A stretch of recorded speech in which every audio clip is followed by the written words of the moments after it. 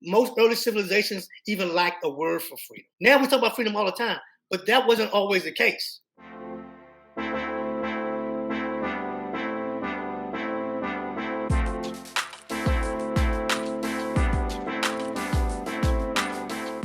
Welcome to the Ryan Holmes podcast, where our goal is to encourage Christian thinking and Christian living.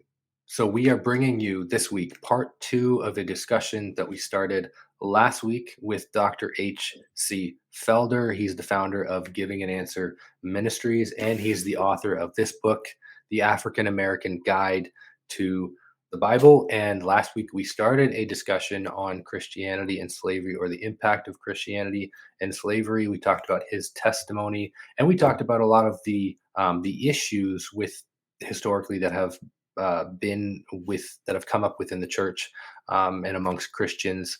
And we ask questions. Does the Bible support the separation of races? Does the Bible support the idea that black skin is a curse? Does the Bible support, or is Christianity a white man's religion? So if you haven't listened to part 1, you need to go listen to part 1. We discussed a lot. Dr. Felder gave his kind of his argument. That's the acronym JBIRD for why the Bible does not support slavery and or the concept of slavery and whatnot. So please go back and check that out. But we're going to get right back into our discussion. And so, Dr. Felder, thank you so much for joining me again for part 2 of this discussion. I'm back. That's awesome. So if somebody has missed last week's, would you kind of just briefly give a summary of your JBIRD argument? Okay. You don't have to get too in depth, but just kind of briefly, if somebody missed last week, again, I encourage you, go listen to last week's episode. But if you wouldn't mind just giving that briefly. Yeah. So I developed a tool to respond to arguments of racism against Christianity and the Bible, and I use the acronym JBIRD, like J-BIRD. If you can use that tool, then you can pretty much refute all arguments of the Bible. All arguments people use of the Bible is racist. And the J is Jews were not white. That's one of the things that people seem to get stuck on. And I point out that we know that the Jews were not white because we know that Abraham, the founder of or the Jew of Jews, was from which was from Ur, which is modern day Iraq, Middle East. So they weren't blonde haired, blue eyed people. I talk about the fact that the Jews were in captivity, were enslaved for 400 years in Egypt, and we know during that time they were intermingling with the Egyptians. We know that because the Jews intermingled with anybody they could, and we also know that during that time the Egyptians did so as well. And it's also during this time that there was a great influx of Cushites into Egypt. Now, the Cushites are from what we would consider modern day Sudan, Ethiopia, southern Egypt. So we're talking about dark skin. We're talking about like really dark skinned people. And so we know they were intermingling with them because also we know that when they came up out of Egypt, the Bible tells us that they came up with a mixed multitude. And this was the mixed multitude. The mixed multitude was Egyptians, Cushites. We also see evidence of this in the fact that Moses married a Cushite, and no reason to think that he was the only one. And we also talk about the fact that we know that the Jews weren't white because they were, two of the tribes were actually African. And we know that because when Joseph went down to Egypt, that he married priestess in Egypt and had 2 children, 2 sons by her, Ephraim and Manasseh. And Ephraim and Manasseh are actually 2 of the tribes of Israel. So 2 of the tribes of Israel are actually African. So we know that the Jews were not white. So that's the J. BI, biblical interpretation. You have to look at a passage in its context.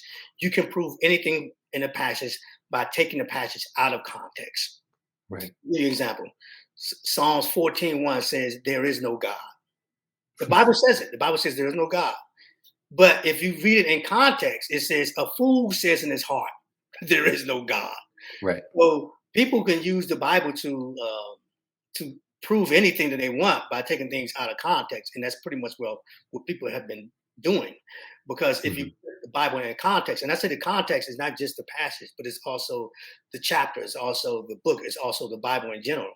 To understand that the whole context of man being made in the image of God, anything that would come up against that is pretty much we're ignoring the context of the Bible. Right. So that's the BI. And R, race is not a biblical concept. Race is a man-made concept that was invented in our recent history. So Mm. when you read race into the Bible, you're already off on the wrong foot, because the concept of race isn't in the Bible. God never deals with races. God deals with nations. He deals with the Israelites, the Jebusites, the Parasites, the Hittites. He never deals with black people or the white people. He deals with nations. Race is a foreign concept. And the D in Jaybird is the difference between um, Christians and Christianity. So to look Mm. at what Christians did and to say this is what Christianity teaches is wrong. To say that Christians had slaves so that Christianity condoned slavery is wrong, because Christians don't always do what is Christian. Mm. There's a big difference between Christians and Christianity. Christianity is what the Bible and Jesus taught and affirmed. What Christians do may be very far from that. I mean, to be honest with you, I mean, you can look at my life sometimes and don't say because I do something is Christian. You look at the Bible and Jesus as your source to determine whether or not something is Christian. So that is, Right. if you use that tool, you could pretty much refute all the arguments of racism in the Bible. For sure. I appreciate you unpacking that again for us. And listener, if you haven't listened to part one, please go ahead and do that. But what I'd like to get into is the next part in our discussion, and just start, Dr. Felder. I want to unpack the question of, does the Bible condone slavery? So some Old Testament examples might be, Leviticus 25, where it talks about, not enslaving, like the Israelites not enslaving each other, but you can go to other nations, and things like that. Issues that people might bring up. You can go wherever you want with it, but that's just one example. So if you wouldn't Yes, mind unpacking that for us. yes, and this is challenging. And the reason why this is challenging is because when we think about slavery today, especially as a Black American, most Black Americans, when they think about slavery, their mind goes to one place, the antebellum South. That's it. Hmm. Yep. And that is the totality of their understanding of slavery. Now, the fact of the matter is that slavery has always existed. Hmm. And I'm going to say something that's going to be controversial. Is that people ask me a lot of times, they say, well, how come God didn't just outlaw slavery? Well, believe it or not, slavery wasn't a problem that was seen as a problem, the problem that we see today. Because we are looking back at it, like I said, through the lens of an antebellum South. We're looking at it through the lens of the South in the 16, 17, 1800s. But the fact of the matter is that slavery was always an accepted institution. It wasn't looked upon the way that we look upon it now. Hmm. Slavery was just the way things were. Slavery was how society worked. Now, in the Old Testament, what God did was because every nation up until this time, all nations were practicing slavery. It wasn't just, we're not talking about the Jews. We're talking about Hmm. all the nations around were practicing slavery. As a matter of fact, if you read your Bible and you see the word captivity, that's slavery. Hmm. So, but what God did do was, unlike the nations around him, he put parameters around it. And those parameters preserve the dignity of the person. Now, most of this of what we call slavery in the Old Testament wasn't slavery as we understand it. It was mostly servitude, Right. indentured servitude, because there was no welfare system, none of that type of stuff. So, if say for instance a person, had a very poor family, they may hire their maybe themselves or their family members out to a more wealthy family that would take them in and basically treat them as a servant.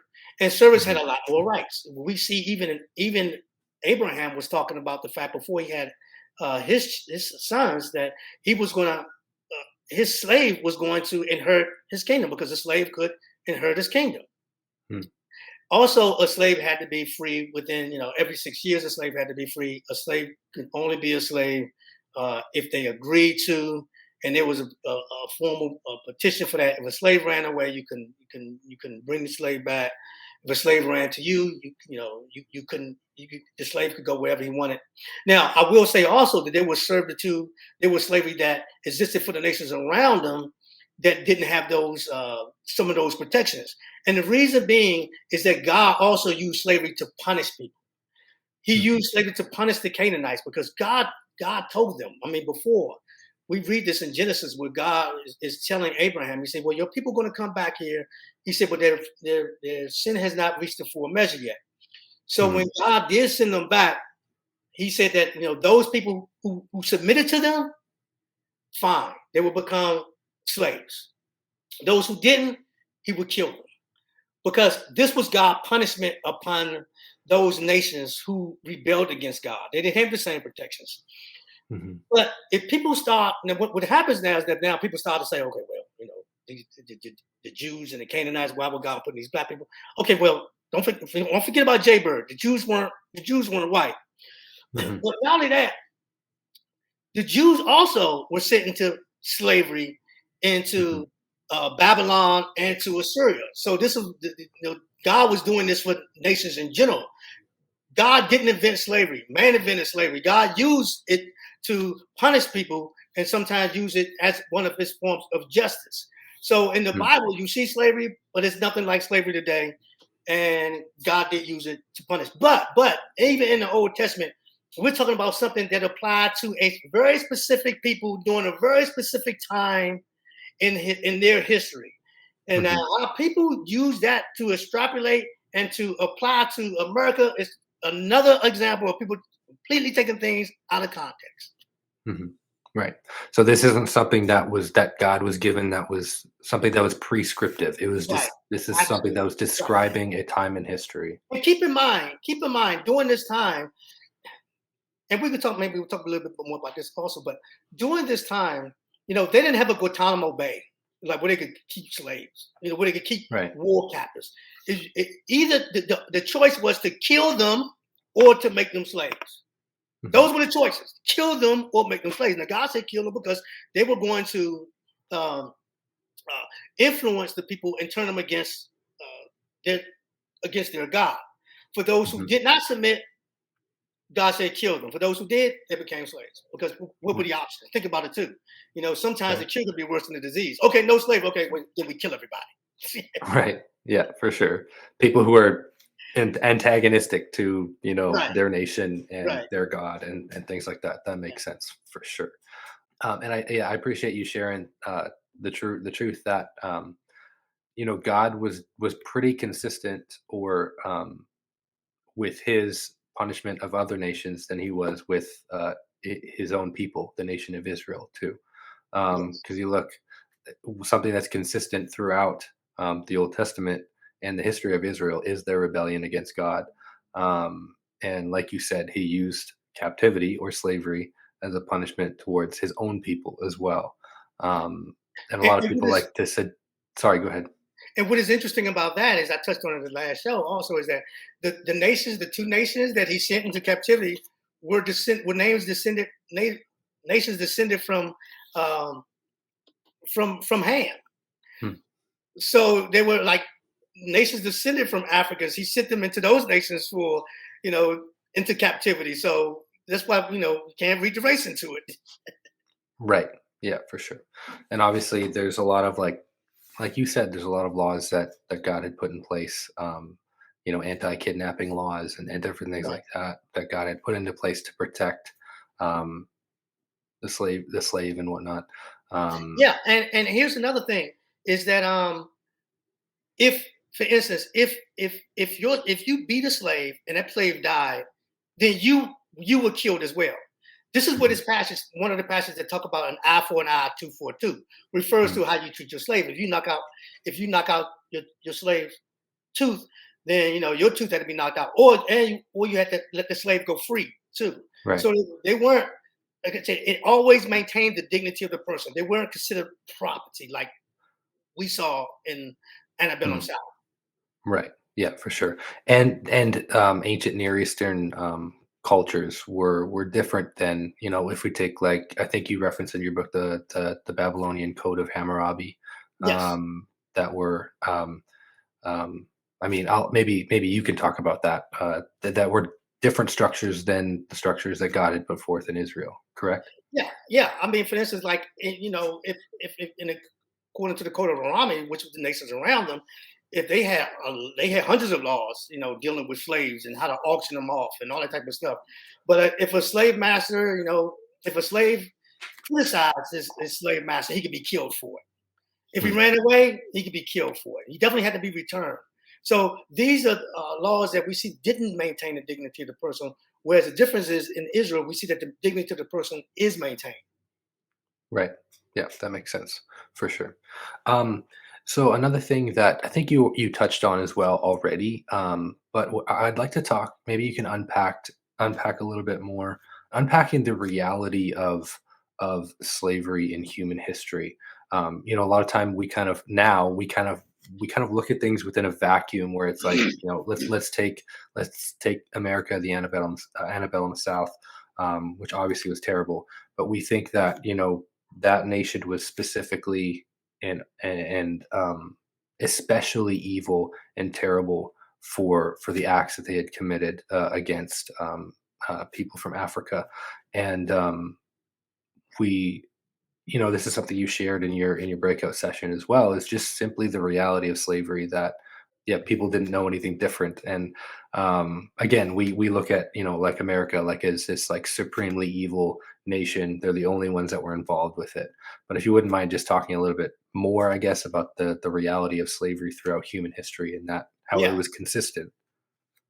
and I think that's one of the things that most people don't know, and that is because, like I said before, when people hear slavery, they go to the antebellum South, and they think about Christians, white Christians, and I've even heard people say that Christianity was invented for the whole purpose of enslaving Black people.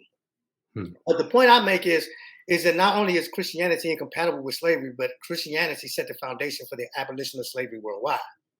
Hmm. As I touched on before, slavery had always existed. Ever since mankind, slavery has existed.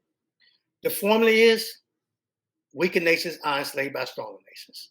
Hmm. Because there have always been weaker nations, there's always been slavery. Hmm. We can even go back, like I said, you can look at the Bible, every time you see captivity, that is someone going into slavery. The Jews were slaves for 400 years. When we even coming up through the ancient history, the Yangtze River, China, all had slavery. India, all had slavery.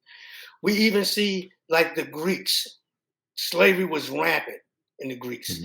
In the Roman Empire, 1 and 2 citizens were slaves. Hmm. And the slaves were treated even, they were definitely considered property. I mean, for any reason, a slave master could kill their slaves. So it was no different than what we saw in the antebellum South. This has always existed. Even coming up to modern times, you had Europe. European nations were always enslaving European nations. And as a matter of fact, the only reason why the European nations stopped enslaving one another is because other European nations started arming themselves. Hmm. The word slave actually comes from the word Slav, was when the Muslims in 1960 took the Slavic people as slaves. Hmm. So, the first slaves, from the word slave, were white people coming slaves. But all throughout the history of Europe, Europeans were taking other European slaves. They're just the way Hmm. it went. Like I said, it was no different. But then it's not just Europe. Then even we come to Africa, and one of the interesting things that I sort of mentioned in my I mentioned in my presentation. Well, let's start with North America in general. Hmm.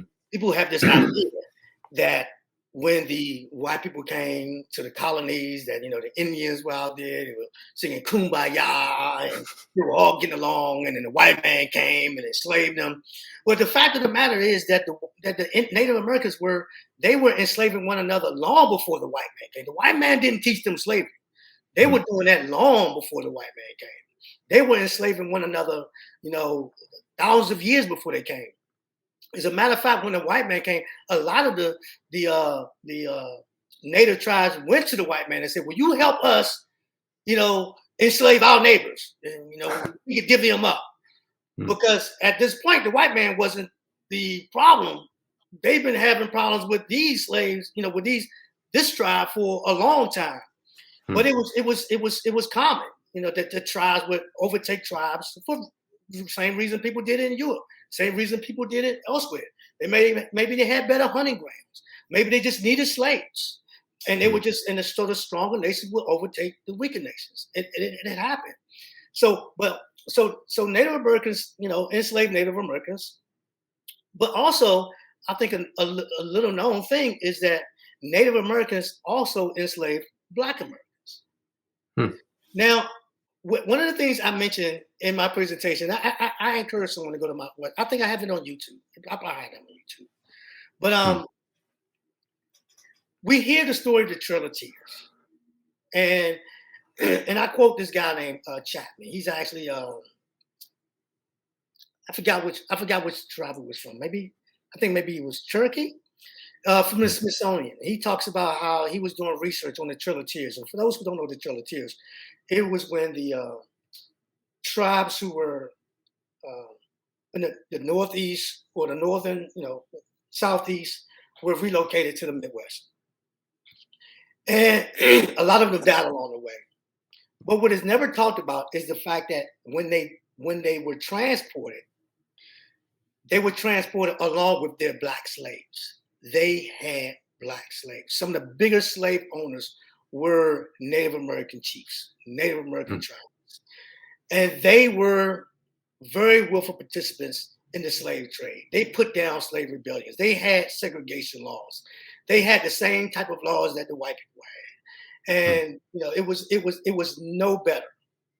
And the idea that they were somehow better for slaves is, I mean, at some point they did, they were, but they believed that they were fully superior to blacks, and that they were superior to blacks, and that the blacks were inferior to them and to whites.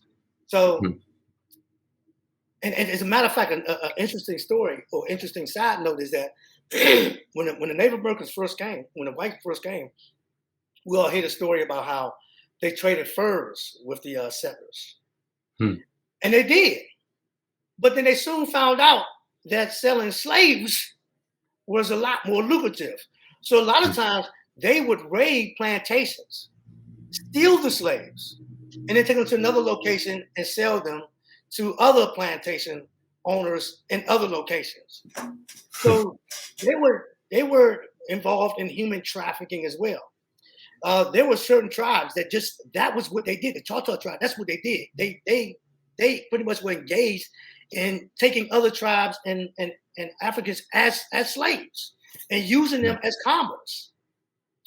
But also, in addition to that, when we hear about slaves come to and let me I always have to do this disclaimer. I'm not trying to give anyone a pass on slavery. I'm just trying Hmm. to help you understand how universal slavery was. Right. Slavery was not, I'm not saying that it was right. I'm not saying that, I'm not trying to give anybody a pass. I'm just trying Hmm. to help you understand that it was universal. It was the way things were. It was the accepted way that things were. I'm not saying anyone wanted to be a slave. I'm understanding, but people understood slavery. And that was just an institution that has always existed. Hmm. But we hear about, I remember when I was a kid, and I was actually in high school when the Roots came out. Hmm. And it came on TV. It was like a week-long thing.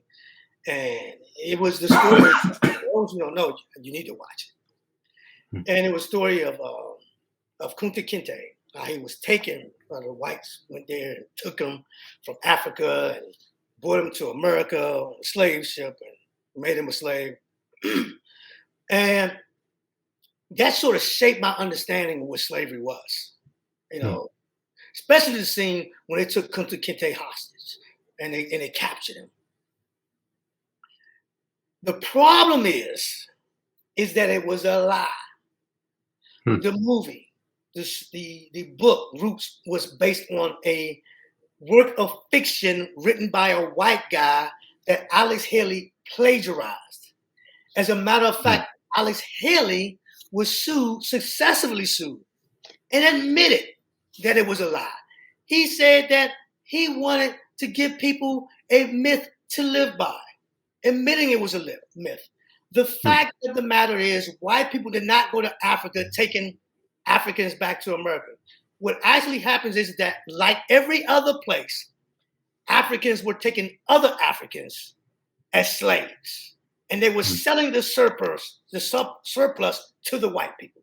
So the white people go there, they would buy it from the chiefs who had already enslaved other African tribes.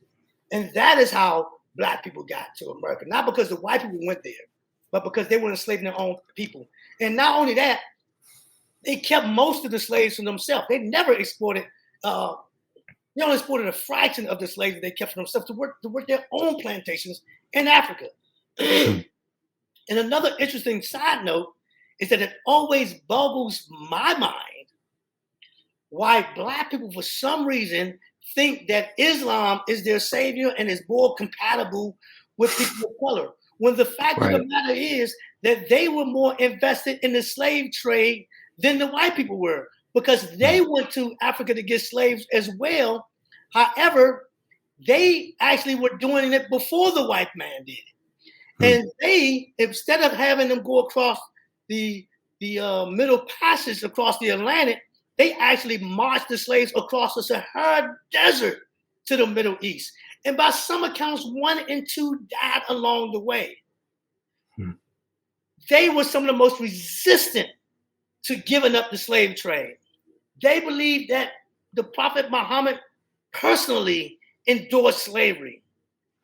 Islam was never, and as a matter of fact, today, Christians are being enslaved by Muslims in Africa.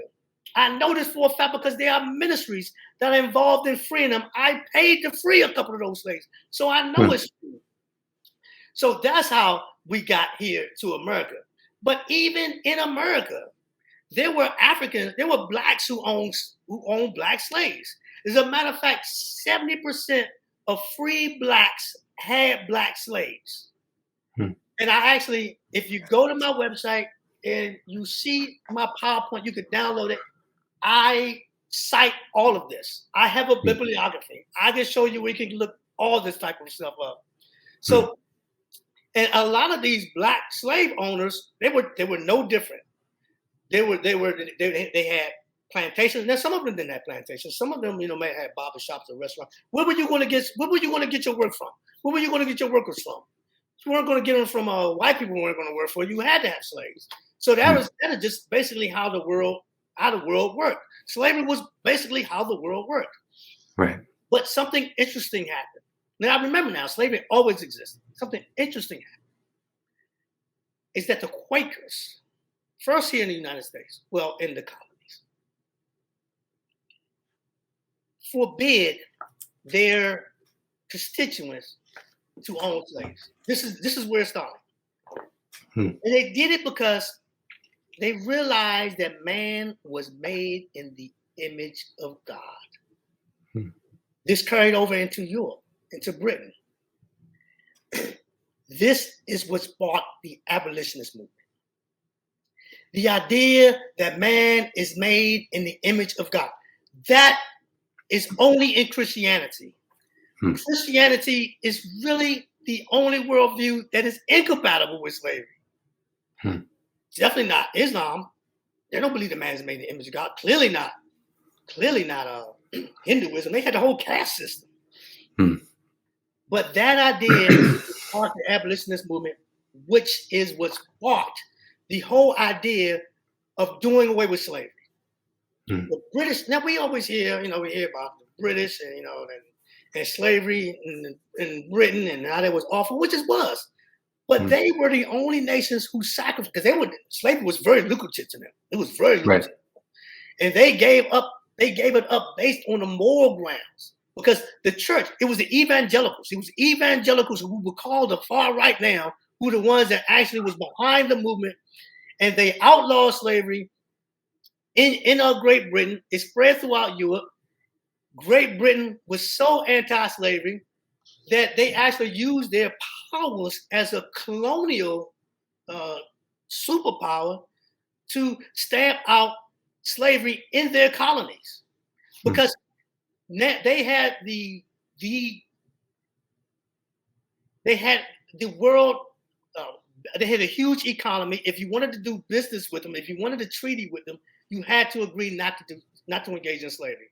They had Hmm. the world's naval superpower that would actually uh, confiscate or sink ships that they thought were involved in the slave trade. Hmm. Once that it caught on over to America as well. It's actually spread throughout the whole world. That is the only reason slavery doesn't exist today.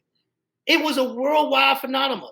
It was the worldwide thing that always existed. But because of the idea of man being made in the image of God, because that idea, they believed it was incompatible with Christianity, that that when people now today that say that slavery is wrong, they have no idea that they're borrowing from a Christian worldview.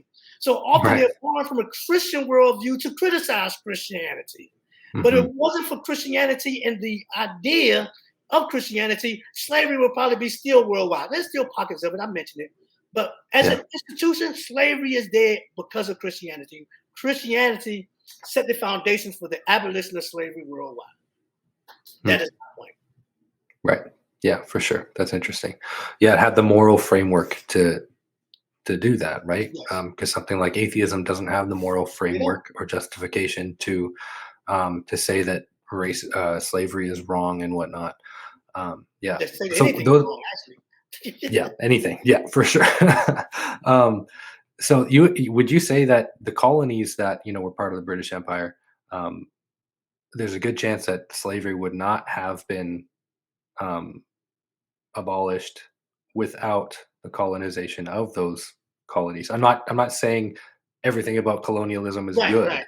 No, I'm just no. saying, And actually, you're right because those nations that were colonized by Britain, those nations uh, were involved in slavery before the colonization.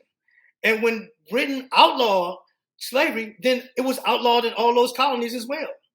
And it's also carried on to Dutch and to other nations as well that had colonies. So yes, mm, the colonization in an essence, here's another thing that people don't realize is that before the British came along, that in Africa, that the Muslims were already colonizing Africa, mm, but they were steep in the slave trade. When right, the British came along and they colonized it, yes, but they stamped out slavery. mm, So interesting. they were colonized by Muslims as well, and the Muslims completely embraced slavery. As a matter of fact, when they were trying to stamp out slavery in the Ottoman Empire, and when they first tried it, the nation revolted because they were like, "What do you mean stamp out slavery? That's crazy. That's crazy. It makes no Mm, sense." Because to them, slavery was just it was part of Islam. right. Yeah. They were So very basic. resistant to it. Right. Yeah. So you would say that basically the rule has been slavery. The exception is Yes. abolition. Yes, absolutely. As a matter of fact, one of the things that I mentioned is that most early civilizations even lacked a word for freedom. Hmm, There was no such that's interesting. concept as freedom. Now we talk about freedom all the time, but that wasn't always the case. Right. Yeah, for sure. Definitely. Was there kind of a, because obviously it caught on in, the British Empire and then trickled over to America. Was there a bit of a time gap between it basically trickling over into America? And if so, like why do you think it took longer for America to get to that point? Well, I think part of it may be, and I had to do more research on this, is that now keep in mind now that that we had fought a war with Britain, and we weren't on the greatest terms with them. Right. And I think that might have something to do with the fact that it might have taken a while to be influenced by a nation that was not long ago our enemy. Right. Yeah. And there were Um, just people here who were just resistant to it. I mean, that's it was lucrative for some people. So Right, for sure. Yeah, definitely.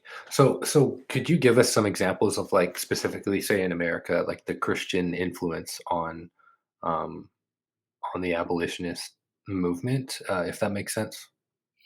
yeah, we have Harriet Tubman was actually an abolitionist. Hmm.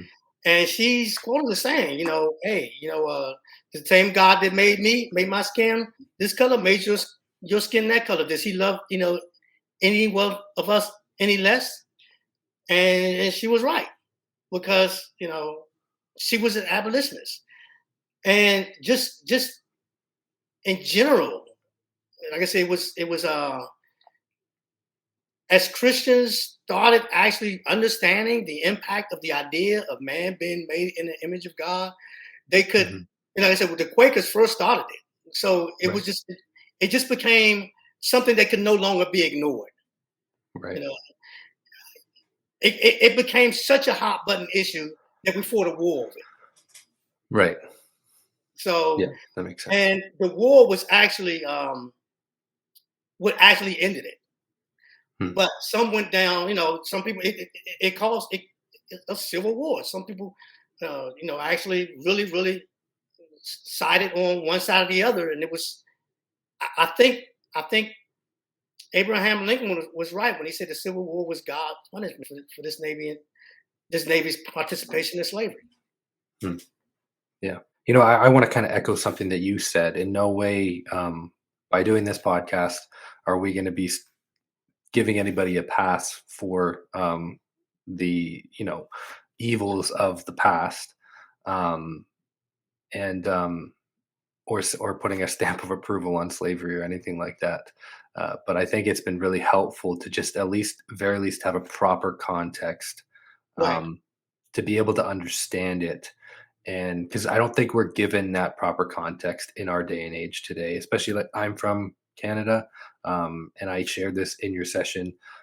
When it comes to Canadians, we tend to look at America and adopt their issues and implant it into Canada. But Canada has certainly had their issues with the relationship between um, uh, the colonizers and First Nations, or Native Canadians, in Canada. But it's always presented as the First Nations people are just kind of twiddling their thumbs, chasing butterflies, and all of a sudden, the white man came in and all hell broke loose, Right. for lack of a better term. But like you said, there was tribal warfare. There was a lot of turmoil going on prior to that. But again, we don't want to dismiss those issues as well. That's why in the first episode we talked about a lot of issues. We talked about a lot of arguments that Christians attempted to make, from the Bible, that put an approval on slavery, and even people who are descendants of Africa um, being lesser than the European Right. uh, white skinned people and whatnot. So, but I really appreciate you sharing those things and help giving us a proper context of these issues. Um, And, it's and, been and very helpful for me. can I mention something? Is Yes, that go ahead. one of the things that I want people to understand is that God's view of man is one. So when we read the Bible, think about it. When we read the Bible, when man fell, when we look back at Genesis 3:15, when God says that when man fell, that he was gonna uh, that the seed of the woman would basically bring salvation. And Mhm. that seed of the woman was Jesus. And it's really interesting phrase, seed of the woman, because the seed always comes from a man, but the seed of the woman because of Mm. because Jesus, was born of the Holy Spirit. Right. But then we see that God uh, commissioned, God basically pulled aside Abraham and said that all the nations of the world are going to be blessed through you, talking about the coming with Jesus. And he didn't say Mhm. just your nation or the nations Right. around you. He said all the nations of the world. And when you go throughout the Old Testament, you see that the message of salvation is a message for all the nations. As a matter of Mhm. fact, when the once a year the Israelites sacrificed 70 bulls for the 70 nations because they were sort of like a priest for all the nations of the earth. So it wasn't God's position was always to incorporate all the nations. And Mhm. salvation was always meant for all the nations. And it Right. didn't matter whether they were black or white or wherever they were. I mean, there are specific passages in the Old Testament where God is calling out to the nations of Cush specifically. In the New Mhm. Testament, we see the same thing. We see, what did Jesus say? What was the Great Commission? Go into all the nations Right. and make disciples of them. He didn't say the white nations or the black nations. He's talking about the going to all the nations. And we Yes. talk about the fact that when John the Revelator, he's in heaven and he's looking at heaven, and what is he saying? He's saying that he sees people from all tribes, all nations, and all tongues. So we see that God wanted salvation for everyone. It's never been a white or black thing with God, and that it's always been the unity of man, because we all come from Adam and Eve. We all have the image of God in us, so God sees us as Right. all as one. Yeah. And I think it's very true that in the New Testament church, there was consistently calls for unity amongst the people of the church, because there was Jews and Gentiles um, within the church, and that's been consistent from its inception. Is that there's people of all ethnic national backgrounds within the church. Um, and I think that's just kind of the model of the New Testament church, and even maybe even a picture of the kingdom to come. Um, all nations worshiping Christ together, and yeah, so that's very true. One thing I wanted to ask you that actually just came to mind is I haven't looked too much into it. Maybe you have, maybe you haven't, but um, I may it might be Frank Turk that's talked about it a little bit. But have you looked into the slave Bible? I think he's referenced that a little bit, where he talks about how the slave Bible basically took out any passages that could potentially reference freedom. Um, uh, I'm not familiar with that. I will check on it though. I will yeah, check. I think it's Frank Turk that's talked about it, and I've seen little things like that. So I was just curious if that's something that you looked into, or if it's even a big thing. I don't know, to be I honest. don't know. It just came to I mind. will be following up on that. Okay, sounds good. Yeah, I'd love to get your thoughts on that, Yeah, for sure. But and again, it might not be Frank Turk. It might be somebody else that right. talked about it. But um, yeah. So, is there anything else? Any other thoughts that you want to give the listener as we kind of get close to wrapping up part two um, Yes. of the Yes. interview? Yes. So when I was giving my testimony, Hmm. and I was telling y'all about, I wasn't, you know, those things I wanted to pursue, and I became a believer. And when I became a believer, I still had my issues. Right. I was a believer who was an alcoholic Mm. whoremonger. but so I tried to stop drinking, and but I tried it in my own power. Hmm. And I was feeling miserable. And one day I realized that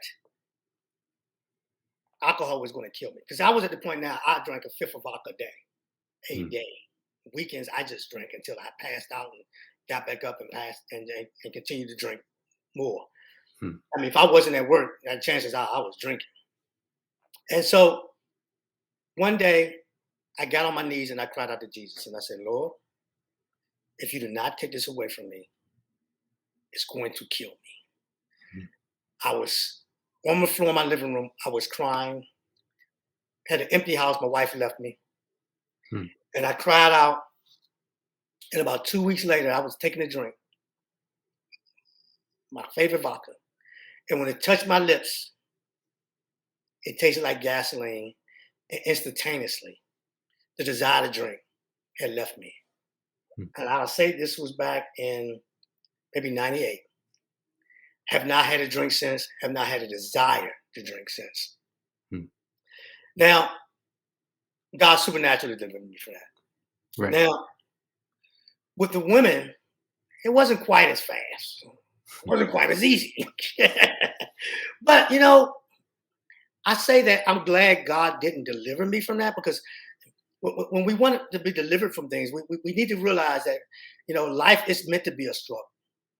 Hmm. And there's some things that we have to struggle with. That's just part of being the human condition. being in the human condition. And so God did deliver me from my desires. But what God did was He just gave me strength to become celibate. Mm. And and I had an incident. I slept with a young lady soon after I became saved, and I had an incident where I saw a vision of Jesus in my mind. It wasn't out there, and He was crying, and He said to me that you chose to please yourself more than to please me, Mm. and that gave me strength every time I was coming close to falling. Yeah. So I was celibate from that day on until I got married, which was 10 years later. Mm. So what I realized is that those things that I wanted to be free to do are the things that actually had me in bondage. Mm. Freedom didn't come until I was no longer in bondage to those things. Right. And Jesus is the one that set me free from the bondage of sin. Mm. So my message is that Jesus not only freed us from physical slavery, He also frees us from the bondage of sin. Amen. And he who the Son sets free is free indeed. That's awesome for sure. Amen. I appreciate you sharing that with us. Um, as we get kind of close to wrapping up part two, um, could you? I always want to give our guests an opportunity to plug their work, where everybody can find your work and the things that you're doing. So, would you mind taking just a minute or two, or however Sure, long you want to plug your work? sure. As you mentioned, I wrote the book, The African American Guide to the Bible. Working Mhm. on a second book, what is it called? The Black Christian, Black Christian Apologetics. That's the name of the Mhm. book right now. And it's sort of like the other one, but it just has more information in it. Mm. I also wrote recently a e-booklet for Ratio Christi, which Okay. is called "Is Christianity the White Man's Religion?" It should be available now. I think it's available now. If you go to Ratio Christi website, it should be available there. It basically summarizes a lot of things that we just said. It just in a Mm. condensed format. And speaking engagements, I do podcasts, I do interviews, I speak at places, and that's pretty much what I do now, ministry wise. And Awesome. yep. Okay, perfect. So I'm gonna Oh, um, website's givingananswer.org. givingandanswer.org, And and I I have will a link. Giving an Answer web page. I mean, not web page. I have a Giving an Answer website. I also have a YouTube channel, Giving an Answer, with a number of shows I did, interviewing a number of people. And I also have a Giving an Answer Facebook page. So, Okay. And so all those things we're going to link in the show notes below. So listener, you can go check those things out. I strongly encourage you again, get this book right here. It's awesome. And I even have Dr. Felder's signature in there. Pretty awesome. And uh, yeah, so I strongly encourage you to get that book. If you are, I don't know, struggling with that topic, you want some more answers on that topic, I think it's really helpful. Dr. Felder covers a lot of ground, gives a lot of good biblical information on this subject matter. And again, check out his website. He covers other topics other than just this one. But Dr. Felder, is there any? I know you gave us a really good, encouraging word. Is there anything else you want to give the listener? Maybe in specifically talking about this subject of Christianity and slavery and whatnot. Is there anything you want to kind of give the listener to as far as what they can look into, or some encouragement on that subject before we wrap up? just man is made in the image of God. Christianity is the only worldview incompatible with slavery, and it's the only worldview that gives everyone equal worth. Hmm. Amen. That's great. So, Dr. Felder, thank you so much for sticking around for a second part. I know I've taken a lot of your time, but this has been a great talk, and I know it's going to be really helpful for the listener. So, thank you so much for joining with us these past 2 weeks. Okay, thank you for having me. Absolutely, for sure. So we're going to wrap that up, part two for this week. Thank you so much for joining with us. And as always, as we go, let's continue to encourage others to think about their faith and live it out. We'll see you guys next week.